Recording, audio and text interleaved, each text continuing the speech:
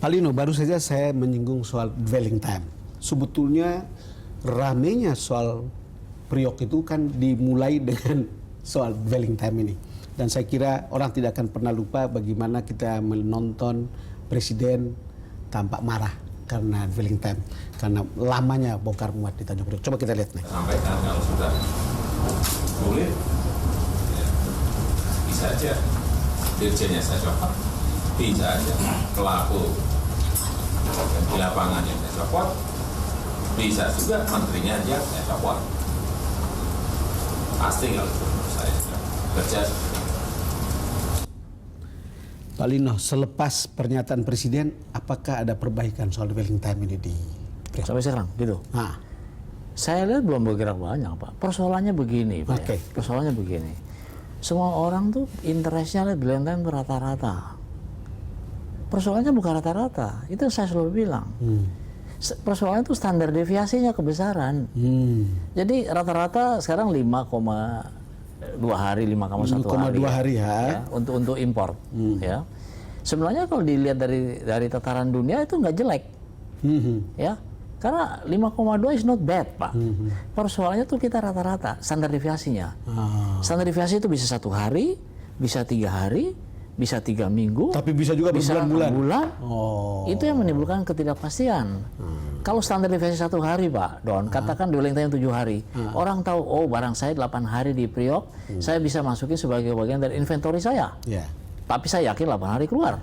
Sekarang tuh nggak bisa bikin pastinya itu. Jadi semua approach itu keliru karena approach-nya itu rata-rata.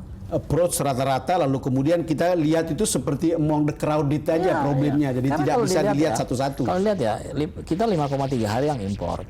Ekspornya itu kurang dari 3 hari. Jadi kalau dijumlahin itu rata-ratanya 4 hari. 4 hari itu one of the lowest in the world. 4 hari? Rata-rata. Katanya di Singapura bisa lebih cepat. Iya. Ya. Rata-rata ya 4 hari. Iya, rata-rata 4 hari. Singapura itu nggak bisa dibandingin. Singapura itu transshipment, Pak. Oh, transshipment ya. Beda, nggak bisa dibandingin ya. 4 hari itu angka-angka mungkin top terendah 10% di dunia average-nya. Persoalannya bukan itu. Persoalannya standar deviasinya kebesaran. Ketidakpastian itu yang jadi persoalan gitu. Jadi kebetulan mungkin yang dilihat adalah yang sudah sangat lama di situ. Jadi itu kan ada yang saya bilang tadi, ada yang Panjang, cuma 1 hari, maksudnya. ada yang 3 hari, ada yang gimana. Itu loh yang besar.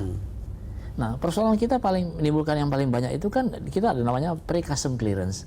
Sebelum barang itu dikeluarkan, orang menyiapkan dokumen. Itu betul. Saya dulu dan sekarang saya tetap mengusul supaya Bea Cukai ini bisa izinkan orang-orang itu menyampaikan dokumen sebelum kapal masuk. Sebelum kapal masuk sudah sampaikan jadi dokumen. katakan ya, ini pre-custom clearance itu 3,6 hari.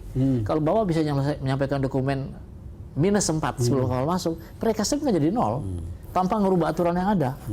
Nah, tapi selama ini yang boleh nyampaikan itu hanya jalur prioritas. Mestinya semua dikasih kesempatan yang sama gitu, kasihkan itu. Kalau lihat begini ya, kan masih ada cerita ini sinyalemen ketika saya bertemu dengan Menteri Maritim juga itu beberapa malam lalu. Cerita bahwa itu masih banyak mafia di Priok itu yang kemudian membuat itu jadi ada yang duluan, ada yang belakangan, ada yang mestinya duluan tapi kemudian tidak dilayani karena kemudian orang butuh bayar. Saya kira itu saya ngerti juga, itu kan ada dibilang di koran ya bahwa orang mesti kasih uang dulu baru tahu kontainernya ada di mana, mau nyimpan kontainer ada di mana. Itu 15 tahun yang lalu, Pak. Hari ini udah nggak kayak begitu. Truk masuk itu masing-masing truk punya kartu. Ya, kartu itu udah dengan sistem. Ya, dia di mana situ kartu itu nomor kontainer yang dia bawa tuh ada di situ, ya. Kapan deliverynya ya. Jadi begitu dia masuk di pintu kita, nggak ada petugas, Pak. Masukin ke loket gitu. Nanti keluar struk. Kamu pergi ke jalur berapa, B berapa, row berapa. Sampai di sana operator yang di atas itu juga diperintah dengan sistem untuk ngambilnya, simpennya di mana. Nggak ada interaksi orang. Tapi apa yang membuat ada cerita ada 3 tersangka sekarang? Di mana? Yang soal dwelling time di Pelabuhan Tanjung Priok ini. Nah, sekarang di perdagangan kan ada 3 tersangka. Artinya ini kan banyak sekali, kan ada 18 katanya instansi yang berhubungan dengan Pelabuhan Tanjung Priok, dan di perdagangan ada 3 tersangka yang berkaitan dengan Jadi itu. begini, dwelling time itu sendiri itu proses dokumen. Proses dokumen ya. Bukan kegiatan bongkar muat. Tanggung jawab saya di pelabuhan itu hanya bongkar dari kapal ke lapangan. Itu antara 5 sampai 7 menit. That's it. Ya. Dan bongkar muat itu ditentukan oleh penyelesaian dokumen-dokumen ini. Nah, kapan barang itu bisa keluar? Ya. Itu penyelesaian dokumen itu. Jadi dwelling time itu bicara mengenai flow of dokumen. Kapan dokumen itu bisa selesai? Ya, jadi kalau orang kaitan dwelling time itu dengan kereta api, dengan luas lahan, nggak ada relevansinya. Sekarang bagi saya cukup jelas. Artinya, tetapi kan secara awam orang hanya akan bilang pelabuhan ada lino. Kan kira-kira begitu. Jadi kalau orang melihat ke situ semua, bagaimana? Ya, jadi orang tidak melihat soal yang lain-lain. Jadi lino ada di pelabuhan sana. Saya minta tolong bapak-bapak semua kasih umum kepada masyarakat Indonesia bahwa dwelling time itu urusan dokumen. Sehingga berapa kali saya sebutkan kepada presiden, kemana-mana saya bilang, kalau terjadi kemacetan di periode hari ini bukan tanggung jawab saya. Itu tanggung jawabnya 8 instansi pemerintah. Karena bukan tanggung jawab Anda, tapi tanggung jawab 8 instansi pemerintah. Karena dokumennya nggak beres. Itu berkali-kali saya bilang. Wah. Makanya Bung ingat nggak waktu presiden ke Priok itu yang akhirnya dapatin nggak benar di sana kan? Coba wartawan tahu tuh. Saya ngomong kepada presiden waktu itu Pak. Karena ruang itu tuh kan ruang sandiwara, saya bilang sandiwara itu kan.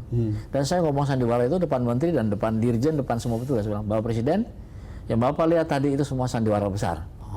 Saya bukan modal orang bisik-bisik di belakang-belakang bilang itu, no. Saya bilang depan presiden dan orang yang terkait ada di situ. Lihat, saya kasihan juga sih, dimana saya. Tapi karena kalau saya nggak bicara begitu, saya cover up lagi kapan negeri ini bisa beres. Masalahnya saya lihat Bung ya di negeri ini ya, orang tuh kok takut bicara kalau benar.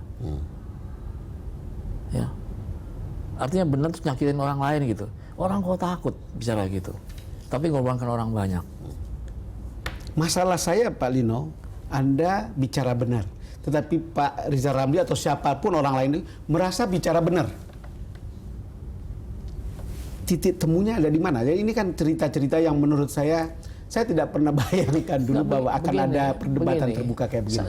Saya bicara itu, saya bukan bicara daripada teori Pak. Saya selalu contoh itu di mana-mana, benchmarknya kayak begitu. Seperti kereta api. Di Jepang itu hanya 3,8% market share-nya. Indonesia mau berapa? Mau 10-12 nggak mungkin. 3% aja udah istimewa. Di Rotterdam, di Antwerpen nggak ada lagi kereta api di rel dermaga. Kereta api itu 300-400 meter di belakang dermaga.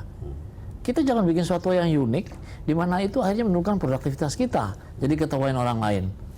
Jadi saya bicara itu bukan sesuatu teori, ini fakta real. Makanya saya bilang itu, jangan jadi bangsa kaca spion. Bangsa kaca spion. Selalu lihat ke belakang terus. Lihat ke belakang. Kapan majunya? Sekali-sekali lah kaca spion. Tapi jangan sering-sering. Pak Lino, kita jeda dulu. Pemirsa, kita akan segera kembali selepas jeda berikut.